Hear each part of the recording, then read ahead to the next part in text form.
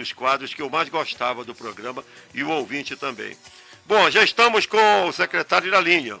É o secretário Juan Mendes, que assumiu agora recentemente e que está na linha de frente do combate à pandemia, a Covid-19. Imagina a dificuldade, né? Eu acho que sendo já da área, talvez ele não tenha sentido o problema da solução de continuidade, hein, secretário? Porque não posso dizer que você pegou o barco andando. Já estava ali na periferia, trabalhando, não sei se fazia parte da equipe do secretário anterior, mas já vinha desenvolvendo o seu trabalho, o seu olhar sobre a pandemia, seguindo as diretrizes do governador Valdez Góes e do prefeito Clécio Luiz, que, diga-se de passagem, é um dado interessante a ser evidenciado, que é a união dos dois. O Valdez é do PDT e o prefeito Clécio, em tese, seria um político de oposição. Mas os dois se uniram em favor da população no combate a essa pandemia que já levou muitas vidas aqui no estado do Amapá. Vamos lá então, secretário, bom dia, seja bem-vindo ao programa Edinho Duarte Comunica. Bom dia, Edinho, bom dia a todos os nossos ouvintes. Para mim é uma satisfação participar aí do seu programa, ter esse momento para a gente poder esclarecer, informar mais a população cada vez mais, situando também em que, vamos dizer assim, estado estamos nesse combate ao Covid-19, a essa pandemia. Com certeza. E eu tenho certeza aí que esse momento é muito importante. Olha, oportunidade. devido ao adiantado da hora, a gente vai fazer tipo ping-pong. Eu vou fazer perguntas curtas e gostaria de merecer também respostas bem objetivas de sua parte para a gente aproveitar bem o tempo de que dispomos, tá bom? Você me parece ser um secretário jovem. Eu fiz a indagação inicial no preâmbulo da nossa entrevista se já estava no meio ali da saúde, já estava trabalhando, não encontrou muita dificuldade de tocar o barco, tendo sido convidado pelo governador do estado do Amapá para assumir o comando da secretaria. Você tem quantos anos? Edinho, eu tenho 30 anos, sou enfermeiro há 8 anos, formado pela Universidade do Estado do Pará. Muito Vim bem. para o Amapá através do concurso público. É paraense, Sou servidor público municipal também, através do concurso. Você é paraense? Sou paraense. Paraense. Vim ao Amapá com concurso público e aqui eu já constituí família, Muito bem. Tenho um amapaensezinho. Já tem um amapaensezinho que se chama... Heitor, rapaz. E é nome de guerreiro, hein? Heitor, tá bom. Exatamente. Deixa eu te dizer, então, embora tenha apenas 30 anos, seja bastante jovem, mas não te falta experiência, porque você já tem pelo menos 8 anos de exercício da atividade na área de saúde. Como é que você poderia dar um panorama do combate à pandemia? Em que situação nós nos encontramos no momento? Dinho, foi um desafio enorme, não só um desafio profissional, mas um desafio pessoal, entrar nesse momento no curso que nós estávamos de enfrentamento.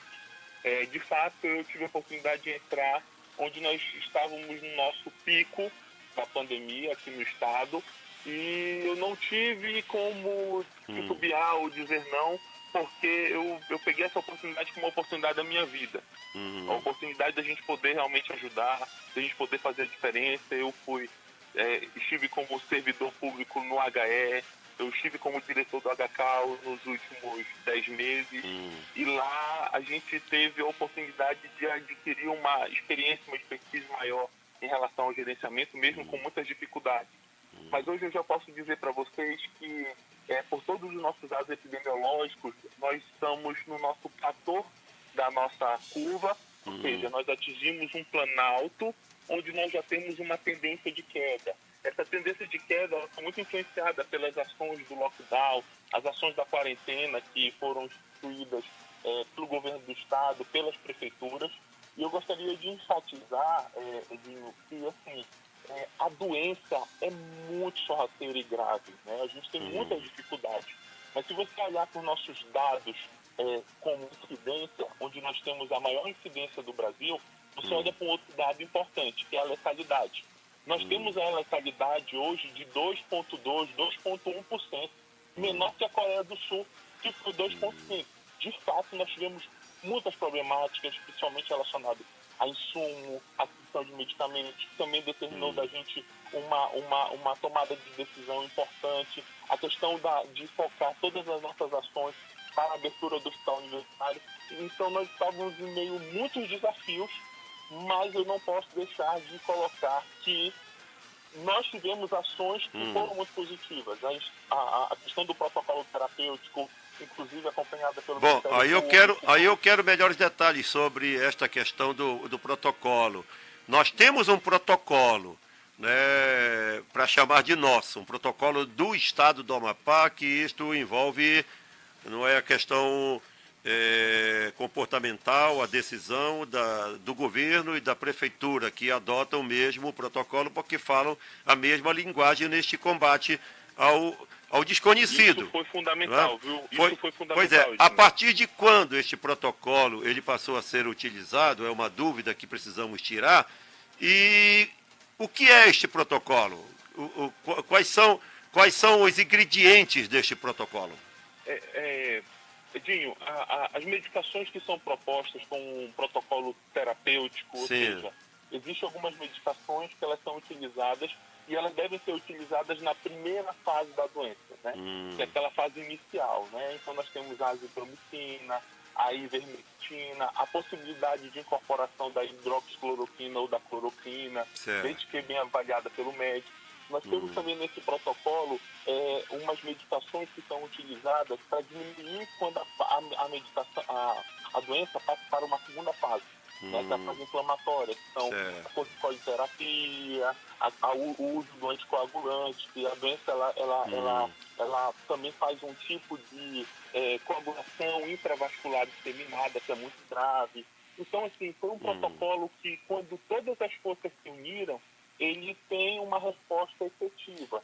Mas é muito importante pontuar que é o início, no início da doença, para justamente a gente entrar nessa situação. Esse protocolo ele foi colocado pelo Comitê Médico, que auxilia o Centro de Operações Especiais em Saúde Pública, o COESP, coordenado pela Superintendência de Vigilância em Saúde, e ele tem ali profissionais e a comunidade científica que ombreou nesse protocolo.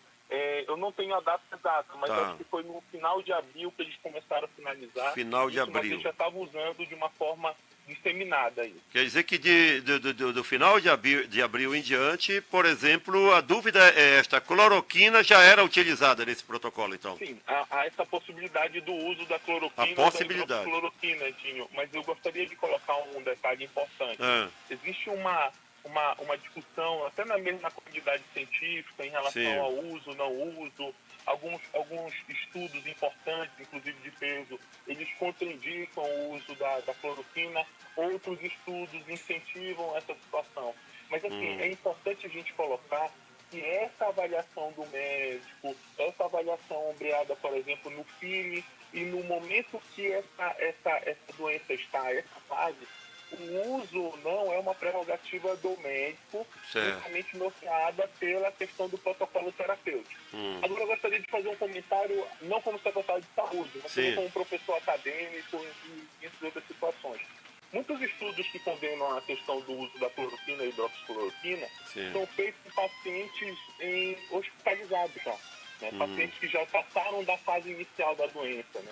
Os reumatologistas sempre usaram essas medicações, nós também utilizamos aqui na fase endêmica da malária. Então, assim, é uma medicação que ela está dentro de uma possibilidade terapêutica, entendeu? Não é um uso obrigatório, mas desde uma avaliação do seu médico, inclusive com a assinatura do paciente como termo de consentimento ao uso da cloroquina ou hidroxicloroquina, para justamente submeter esse tipo de tratamento. Certo. E os medicamentos, hoje, eles estão disponíveis ou está faltando medicamento? Edinho, nós temos uma gama enorme. A gente não pode pensar que a gente vai usar, nós vamos usar só essas medicações de tratamento Covid. Não. O paciente, ele usa, principalmente o paciente hospitalizado, medicações que a gente tem na nossa rede e que eu tenho insistido que nós precisamos avançar no nosso abastecimento regular. Né? Então, assim, para socializar, nós tivemos um grande problema, principalmente logo quando eu assumi, nós estávamos com um problema enorme, não só no Amapá, mas no Brasil todo. E vou fazer um parêntese. O próprio CONAS, tá? Que é como se fosse uma gestão de todos os secretários de saúde estaduais, estão fazendo uma cooperação com a Organização Pan-Americana de Saúde para ajudar os estados a comprarem essas medicações, que eram aqueles sedativos, os medicamentos que são usados, por exemplo, em terapia intensiva, os neurobloqueadores. Essas medicações, nós fizemos uma força-tarefa, inclusive com a ajuda do senador Davi, do Ministério da Saúde, o próprio governo do estado se empenhou muito e a gente conseguiu adquirir essas medicações. Mas todas as medicações que nós utilizamos, principalmente no paciente hospitalizado, elas estão sofrendo vamos dizer assim, um desabastecimento a nível nacional. Você abriu o estado de Folha de São Paulo... Esta é uma realidade, né? Isso, unanimidade. Então, é uma realidade. Problema realmente que não é à toa que nós estamos numa pandemia. Nós estamos vivendo uma coisa que eu espero que nós não possamos vivenciar nos próximos 100 anos. Com certeza. Entendeu? Então, olha, é uma coisa totalmente fora da curva. É uma pandemia mesmo. Entendeu? Ao meu lado está aqui o jornalista Ed Wilson, que tem uma indagação a fazer ao senhor. Secretário Juan, bom dia. Bom dia, senhor. Secretário, rapidamente, o Amapá chegou a ocupar, ter 100% de ocupação de leitos de UTI. Hoje, qual é esse percentual de ocupação de leitos e qual a informação que a Secretaria de Estado e o governo do Estado tem com relação à subnotificação? A gente tem informações extraoficiais de que existe muita subnotificação, ou seja, números que não vão para a estatística oficial do Estado. Já que a pergunta está relacionada a número de leitos, eu vou emendar a pergunta para a gente objetivar mais a sua resposta, para que o senhor também tenha a oportunidade de falar sobre o Centro Covid-19 do Hospital Universitário, que é a grande novidade também aqui para a população do estado do Amapá. Nós tivemos aí a presença do ministro da Saúde, ministro interino da Saúde, a presença do presidente do Congresso Nacional, e esse protagonismo político a gente não pode deixar de evidenciar e reconhecer o trabalho do senador Davi Alcolumbre, e eu queria que o senhor, como secretário, nos desse detalhes sobre a estrutura, a capacidade de atendimento e as equipes de profissionais que estão atuando aí, portanto, no Centro Covid-19 do Hospital Universitário. Bem, 109 leitos. 109 leitos com o Hospital Universitário. 109. 109 leitos. 32 leitos de UTI, leitos clínicos, ala pediátrica, uma ala indígena, a segunda do Brasil. A primeira foi em Manaus, entendeu? E a gente tem muito orgulho de ter participado desse tipo de situação. A nossa taxa de ocupação, ela deu uma diminuída justamente com a entrada dessa força hospitalar. Ontem, para vocês terem uma ideia, nós tínhamos 131 pacientes na rede pública hospitalizados por Covid-19. Nós tínhamos 58 na rede privada e 131 na rede pública. O dado de hoje a gente já está fechando. Nós estamos com esses dados, entendeu? Mas eu posso dizer e garantir para vocês que a nossa taxa deve estar bem menor que 90%. E eu ainda digo mais, qual é uma grande satisfação que nós temos? Nós conseguimos, hoje, a informação que eu tive de agora a pouco, há 40 minutos atrás, que nós não temos nenhum paciente confirmado, aguardando transferência, nem nas unidades básicas de saúde, e ontem no hospital de emergência nós só tínhamos um aguardando transferência. Então o HU realmente veio para nos dar esse fôlego, nos dar essa força, essa tranquilidade da gente repensar no novo normal, repensar e programar a nossa abertura para a gente voltar justamente dando essa qualidade assistencial, dando esse suporte a todo o povo amapaense. Bom, a gente está com o tempo esgotado já. Teria muitas perguntas a lhe fazer e aproveitar a sua boa vontade. Eu queria, em primeiro lugar, te parabenizar por ter aceitado este desafio. Poderia ter dito não, né?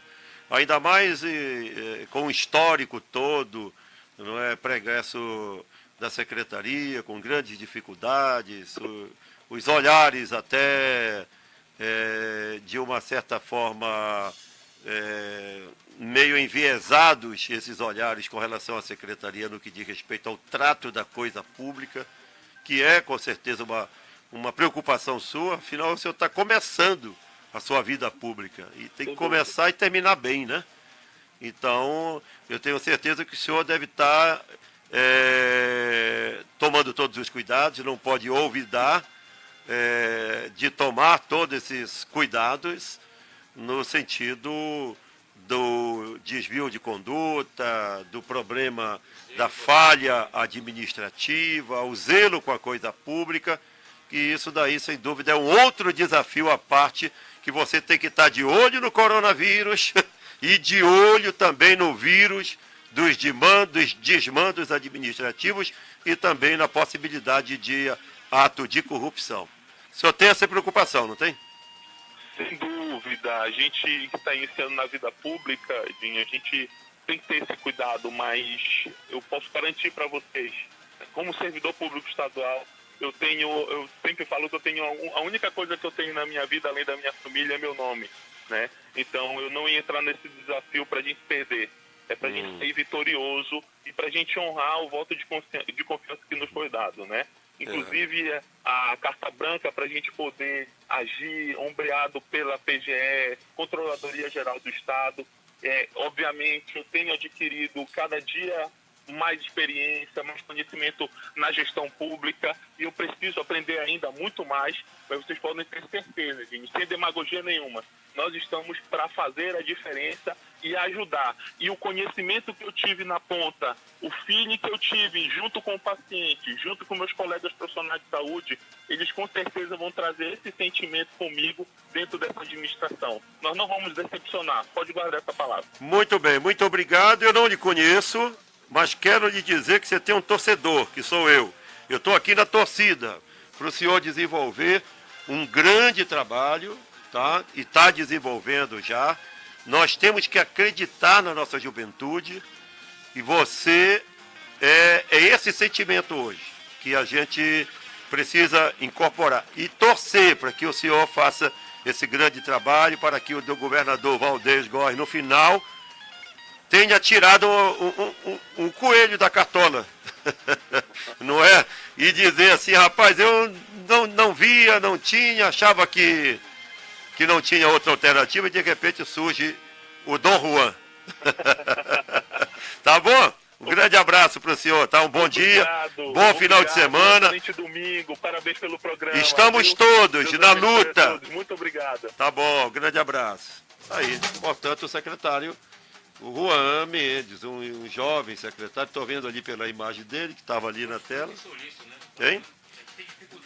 Bastante, está dando uma demonstração a fala oficial de conhecimento tem também. Dificuldade, mas ele foi bastante solícito, atendeu aí o nosso amigo jornalista Garcia Brito, portanto, muito boa entrevista. Ô, Herônimo, vamos chamar a promoção aqui de novo, mais uma chamada.